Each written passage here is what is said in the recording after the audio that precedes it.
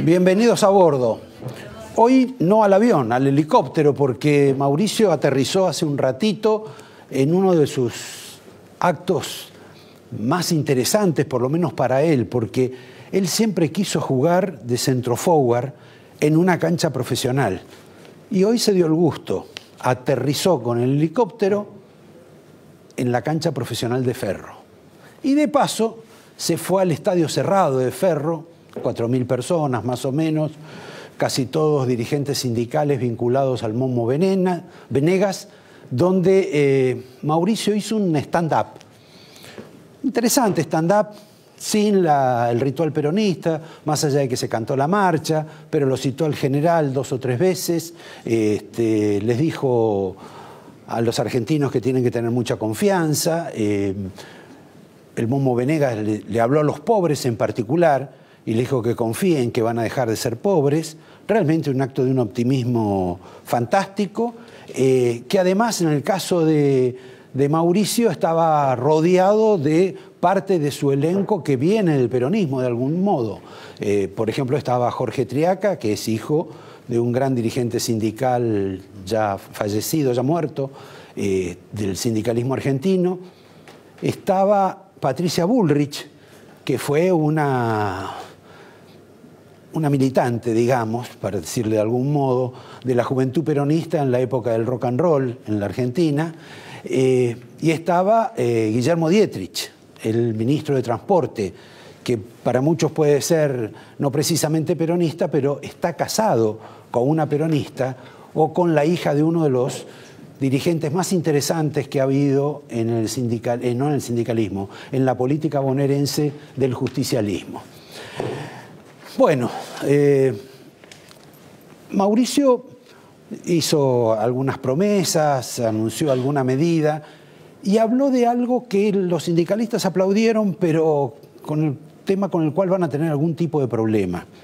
Habló sobre la conveniencia, la necesidad y la importancia de la productividad de los trabajadores.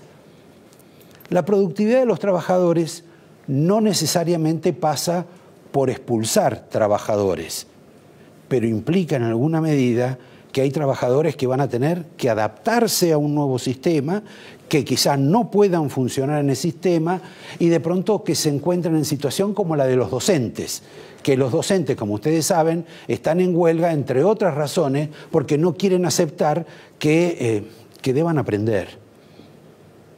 Y hoy, a pesar de todo esto del Momo, del Día del Trabajo, de lo bien que estamos, el tema sindical y el tema de los trabajadores ofrece algunas aristas todavía muy complicadas. Sigue el conflicto docente, sigue el conflicto de sanidad en la provincia de Buenos Aires, no se resuelve el problema de Sancor, que complica a casi 10.000 personas. Y el más grave de todos, porque es una verdadera caldera, es el problema del sector energético en el sur, sobre el cual me voy a referir más tarde.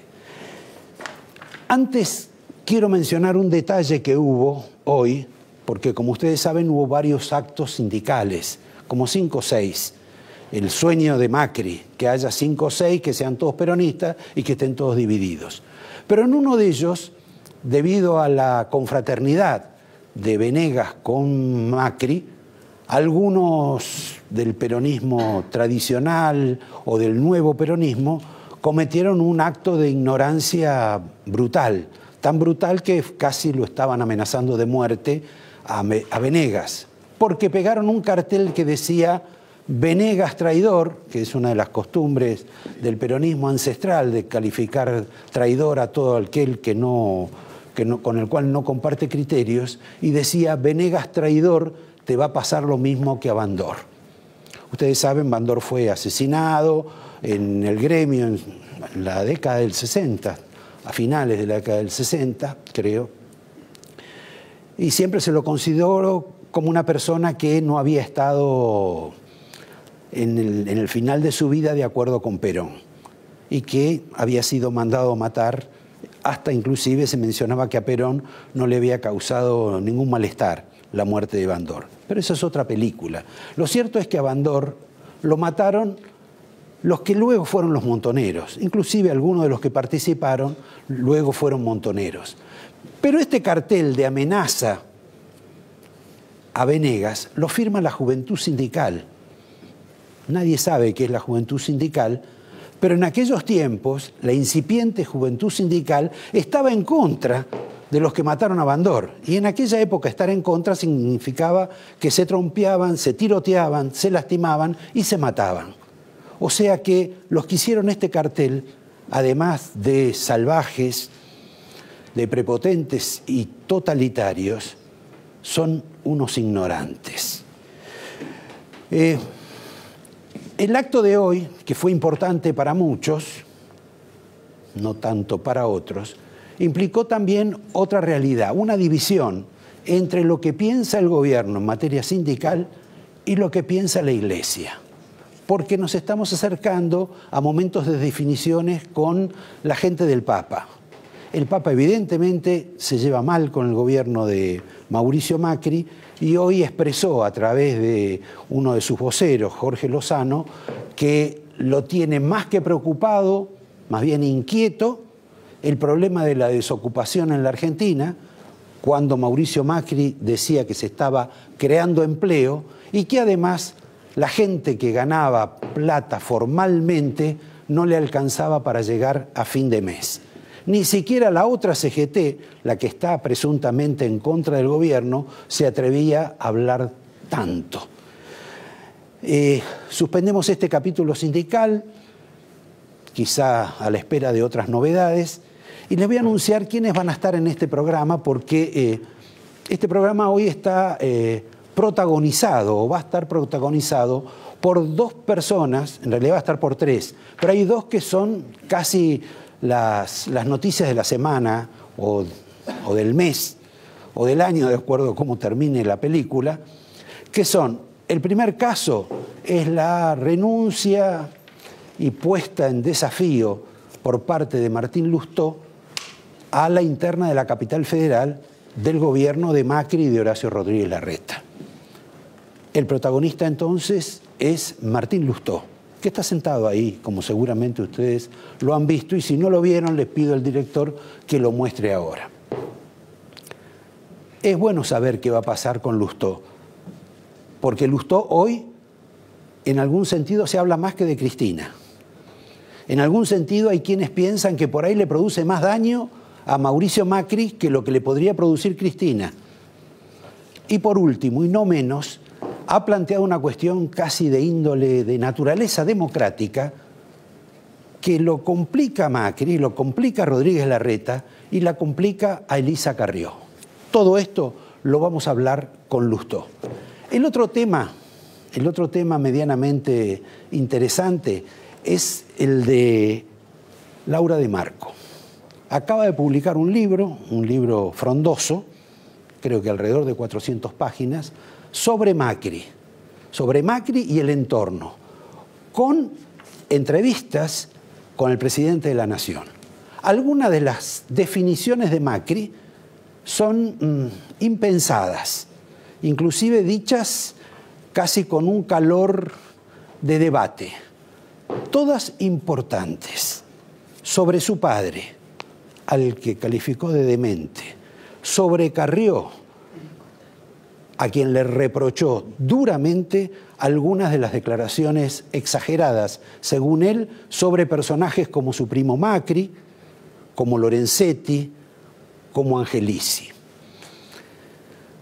En todo ese ruedo, la señora Di Marco, que va a estar sentada más tarde, nos va a explicar realmente cuál es el sentimiento de Macri, porque evidentemente estaba acalorado y mucho más sentado que otros en el sillón presidencial, después de 1 año y medio. Y también le vamos a preguntar, y anótenlo, en qué categoría, de las 3 categorías de periodistas que tienen relación con el gobierno, se ubica ella. Y por último, un diputado importante en el sentido de que no solo preside el bloque de Cambiemos en la Cámara de Diputados, sino que además vive su propia interna con el gobierno de Macri, porque él está inscripto, anotado, participa del ala negociadora de Cambiemos, del ala que en alguna medida protagoniza a Emilio Monzó, el titular de la Cámara. Y como ustedes saben, Monzó se lleva pésimo, pésimo, y si fueran más jóvenes lo dirimirían a las trompadas con Durán Barba, con Marcos Peña y con otros hombres del gabinete. Es una división tajante, sobre la cual también podría hablar la señora Di Marco. 3 o 4 referencias menores me quedan. Por ejemplo, algo simpático. Nadie sabe todavía por qué los chalecos que usa la policía o que va a usar la policía en la capital federal son de color bordó. Porque suelen ser azules, negros, grises en todas partes del mundo. Quizá en otros lados, donde están los del colegio el que fue Macri, se les ocurrió ponerlos de color bordó, en homenaje a la camiseta del equipo de rugby. No sé si será así, pero el dato es curioso. La otra cuestión es el incremento de una cuestión menor en apariencia para nosotros, que quizá no usamos armas, pero como ustedes saben, en este país el tema de la protección, de las custodias, ha crecido en forma exponencial en el país. Antes se concedía la autorización luego de un examen y de pagar aproximadamente unos 2.000 pesos por año. Hoy, repentinamente, la tasa de inflación se fue para arriba. Y el que quiere hacer ese trámite, por trabajo, por obligación laboral, por temor, por lo que fuese, tiene que pagar 10.000 pesos. ¿Ustedes creen que lo van a pagar ellos o lo van a pagar al señor que protegen en una esquina, al vecino, al que transporta caudales, etcétera? Otra de las historias que no sabíamos que estaban ocurriendo.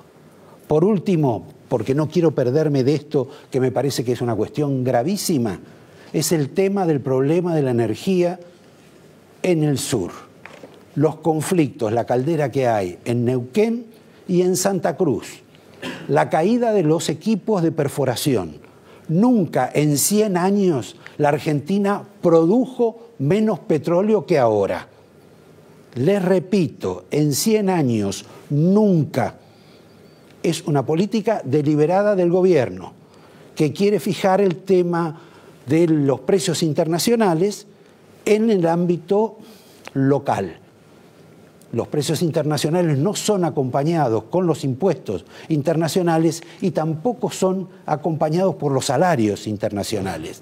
Es toda una historia, todo un conflicto, y lo último que quiero parecer es defendiendo a la industria petrolera. Pero lo cierto es que se está quedando sin trabajo infinidad de gente. Hay batallas verdaderas con toma de rehenes en el sur. Hay inclusive alguien que el presidente hoy volvió a hablar de que habían hecho un acuerdo y un pacto con el señor Pereira en el sur, y hoy el señor Pereira dijo, como se le estaba dividiendo el sindicato, que él acompañaba a los que iban a la huelga, a los que hacían piquetes y a los que hacían ocupaciones. Esta es la realidad, tanto en Neuquén como en el sur. Y no quieran imaginar lo que puede ocurrir en la Argentina si llega a aumentar el precio del petróleo en el orden internacional. En esa situación es caput, porque hasta ahora estamos importando todo. En un minuto volvemos y empezamos con Martín Lustó.